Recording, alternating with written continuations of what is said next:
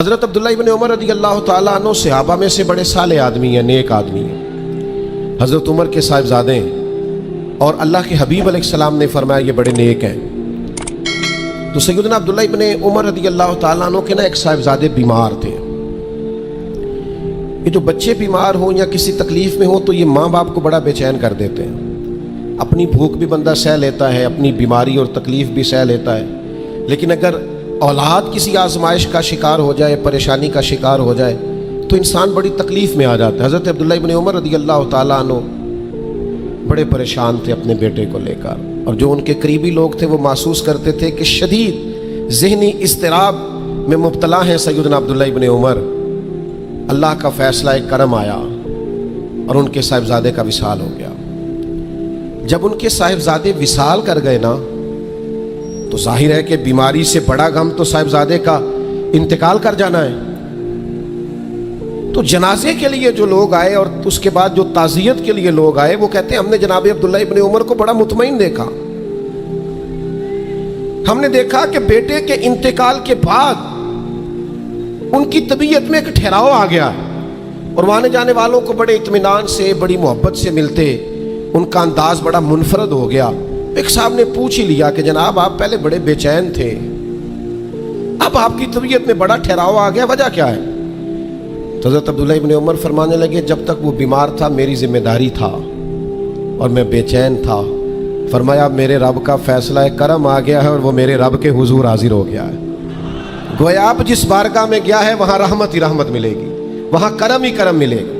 اب میں مطمئن ہو گیا ہوں کہ اللہ کی رحمتیں قبر میں اس کا استقبال کریں گی۔ جب تک میری ڈیوٹی تھی تو میں پریشان تھا، بے چین تھا، بے قرار، اب تو حاضر بارگاہ ہو گیا اور میں اپنے رب کی رضا پہ راضی ہوں۔ جب تک اللہ نے چاہا بیٹا میرے پاس رہا، اور جب اللہ نے چاہا اللہ نے اسے اپنی بارگاہ میں بلا لیا۔ میرے بھائیو یاد رکھیے گا، ہمیشہ اس بات کو اپنے ذہن میں بٹھائیے گا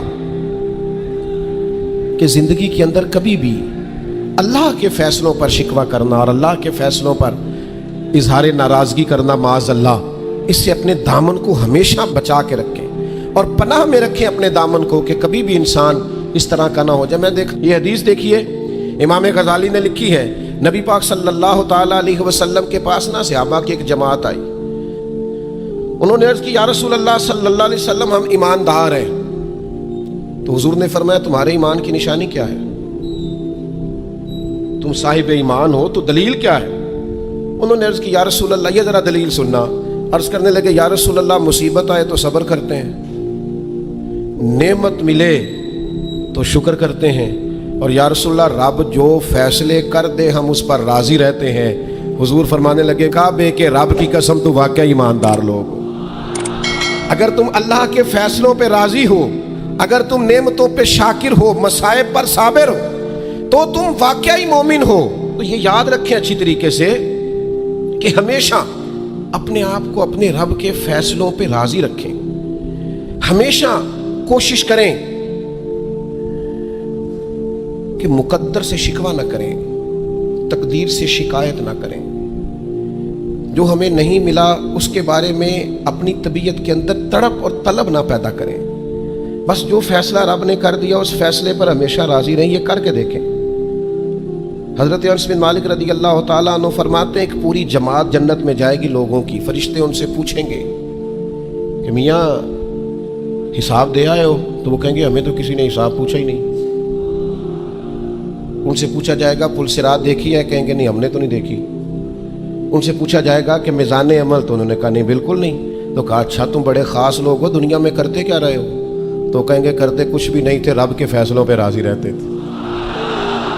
اور طبرانی میں ایک روایت ایسی بھی موجود ہے کہ حضور فرماتے ہیں رب کہتا ہے جس نے میرے فیصلوں پہ راضی نہیں رہنا وہ رب کوئی اور ڈھونڈ لے۔ اگر تم میرے فیصلے پہ راضی ہی نہیں ہو، او بھائی میں اپنے ادارے کا سربراہ ہوں، جو میرا فیصلہ نہیں مانے گا وہ نکلے گا ادارے سے۔ میں اپنی جماعت اور تنظیم کے تعلق سے کوشش کروں گا کہ امیر کی اطاعت کا سبق دوں۔ اگر کوئی نظم و ضبط درست نہیں کرے گا، یہ ایک حال ہے یہاں کے جو مینجمنٹ کے کام ہے، معاملات ہیں، ایک سربراہ اب آپ نے بنایا ہوتا ہے، اب اس کی اگر بات نہیں مانے گا کوئی ورکر، کوئی کام کرنے والا، تو یقیناً وہ کہیں گے کہ میاں آپ بات نہیں مان رہے تو ہمارا نظم و ضبط خراب ہوتا ہے، لہذا اگر آپ نے ہمارے نظم کے اندر نہیں رہنا تو آپ نکل جائیں۔ تو अल्लाह के फैसलों को जो लोग तस्लीम नहीं करते, वहां किसी खातून ने शिकवा किया कि मेरे खामन ने मुझे ये तकलीफ दी है, ये आजमाइश में मुझे मुब्तला किया है, यहाँ यहाँ सख्त सुस्त कहा है। तो एक दानिशवर बुजुर्ग बैठे थे, तो लोग कहते हैं कि उन बुजुर्गों ने कहा बेटा शादी को कितना अरसा बीत गया? तो उसने कहा मेरी शादी को 18 साल हो गए। तो उसने कहा ये जो तुम लड़ाई फसाद झगड़ा दंगा परेशानी बता रही हो ये तो एक दिन का है, बाकी 18 सालों की भी बात बताओ ना। तुमने एक दिन का झगड़ा तो याद रखा और इस एक दिन के झगड़े के नतीजे में आने वाली तकलीफ को भी तुमने याद रखा, लेकिन वो जो 18 साल तुम्हारे अपने शौहर के साथ सुखी गुजर गए उनका भी तो तज़किरा करो। तो कुछ देर की खामोशी के बाद अल्लाह ने उस खातून के दिल में ठंडक पैदा की और वो कहने लगी मेरे शिकवे दूर हो गए हैं, अब मैं इंशाअल्लाह कोशिश करूँगी कभी दोबारा अपने शौहर की शिकायत ना करूँ। अब बात को समझें, हम अपनी ज़िंदगी की सिर्फ शिकायतें यानी दुख ही हैं सिर्फ ज़िंदगी में। वो दुआ करते जी मेरे घुटने में दर्द है, बाकी जिस्म ठीक है ना माशाल्लाह सारा, उसका शुक्र भी साथ अदा करें। दुआ करें जी आजकल कारोबार नहीं चल रहा, तो इससे पहले सारी ज़िंदगी ठीक चलता रहा है ना, उसका शुक्र भी अदा कर लें। कुरान मजीद फुरकान हमीद इरशाद फरमाता है अल्लाह के बंदों की शान ये है कि रदी अल्लाहु अन्हुम व रदू अन, ये बड़ा ख़ास पहलू है। अल्लाह फरमाता है कि अल्लाह उनसे राज़ी है और वो भी अपने अल्लाह से राज़ी है। अल्लाह ने उन्हें जिस हाल में रखा है वो भी अल्लाह से राज़ी है। ज़ालिकल फौज़ुल अज़ीम, अल्लाह फरमाता है ये बड़ी कामयाबी है। अल्लाह भी उनसे राज़ी है और वो भी अल्लाह से राज़ी हैं। इमाम गज़ाली रहमतुल्लाह ताला अलैह से किसी ने पूछा ये बंदे का अल्लाह से राज़ी होने का क्या मतलब है? तो इमाम साहब फरमाने लगे रब तो करीम ही बड़ा है, यतीम के सर पे हाथ फेर दो राज़ी हो जाता है, वो तवाइफ कुत्ते को पानी पिला दे तो मालिक राज़ी हो जाता है, वो तो मेहरबानी बड़ा है, तुमने रो के दो आंसू बहा दिए वो राज़ी हो जाता है। फरमाते बंदे का मसला है, मसला तो बंदे का है, ये राज़ी होता ही नहीं। ये हर वक्त शिकवे करता है, हर वक्त शिकायत करता है, हर वक्त इसका ज़हन उलझा रहता है, हर वक्त कोई ना कोई नई चीज़ का मुतालबा करता है। नबी रहमत नूर मुजस्सम शफ़ी मुअज़्ज़म सल्लल्लाहु ताला अलैहि वसल्लम इरशाद फरमाते हैं तुम ना अल्लाह के दिए हुए थोड़े रिस्क से राज़ी हो जाओ, वो भी तुम्हारी थोड़ी इबादत से राज़ी हो जाएगा।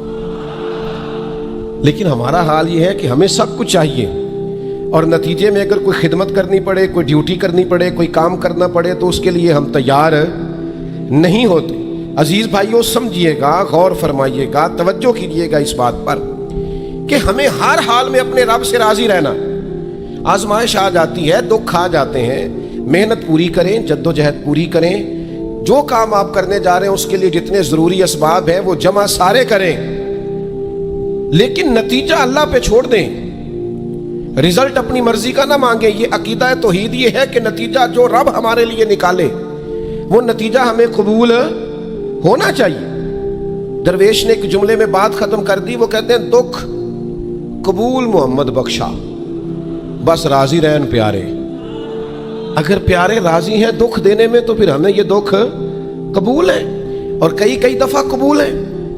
तो अपनी तबीयत के अंदर ये मकाम तस्लीम व रज़ा लाएं, हर वक्त अपने रब से राजी रहे। सही मुस्लिम जनाब अय्यूब अलैहिस्सलाम शदीद अलील हो गए, शदीद बीमार है, 16 साल गुजर गए बीमारी को। तो आपकी अहलिया ने एक दिन आपसे कहा अल्लाह के नबी हैं, दुआ ही मांग लें, अल्लाह शिफा दे दे। तो जनाब अय्यूब अलैहिस्सलाम अपनी अहलिया से फरमाने लगे शिफा कितना अरसा रही है? उन्होंने कहा 60 साल।